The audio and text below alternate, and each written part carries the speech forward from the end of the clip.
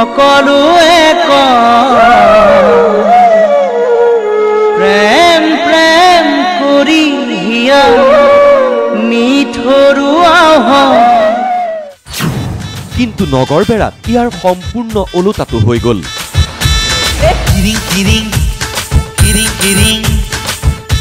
মানে প্ৰেয়সী হৈছে ৬০ বছৰীয়া আৰু প্ৰেমিক হৈছে ১৫ বছৰীয়া। আমকু সাইড দিও ৰে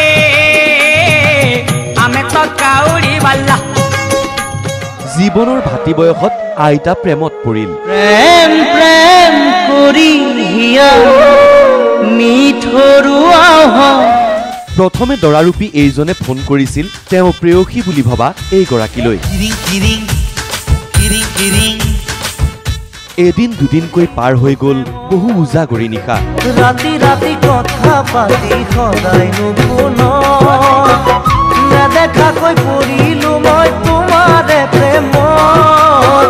চলি থাকিল কথা বতৰা, ৰং নাম্বাৰ, আইতাৰ কণ্ঠও ধুনীয়া।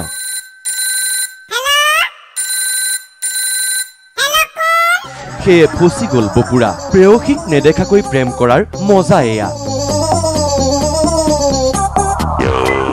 কেইঘণ্টামানৰ ভিতৰতেই হৈ গ'ল এখন আজব বিয়া।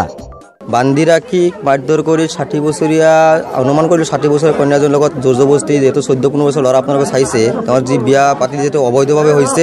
এতিয়া ল'ৰাৰ বয়স হৈছে ১৫ আৰু কন্যা হৈছে ৬০ বছৰ কন্যাজনীৰ বয়স। ৰাইজে বোলে কিবা লৈ আনা কোবাই বান্ধি থৈ আনা জোৰ জবস্তিত বিয়া পাতি দিছে।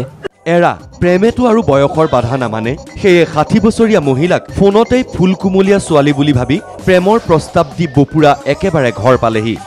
কইনাৰ ঘৰত চাহ ভাত তেল দিয়া পিঠা খাই প্ৰেয়সীৰ মুখলৈ চাই দৰাই ভিৰাই মাৰিলে দৌৰ। কাৰণ এয়া কেনেকৈ সম্ভৱ? মোবাইলত চিনাকি মোৰ। কিমান দিন আগত চিনি? 1 মাস। ভাত খাইছো, তেল পিঠা খাইছো।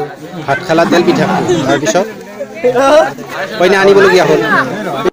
পিছে ৬০ বছৰীয়া কইনাক দেখি পলাবলৈ লওঁতেই নগৰবেৰাৰ হেপচাপাৰাৰ ৰাইজে হাতে লোতে ধৰি পাতি দিলে দৰাৰ মনে নিমিলা কইনাজনীৰে এখন সাংঘাতিক বিয়া। মোবাইল প্ৰেমৰ পৰিণতি কি এই বপুৰাই ভালকৈ বুজিছে। নগৰবেৰাৰ পৰা সঞ্জীৱ কুমাৰ দাস, নিউজ লাইভ।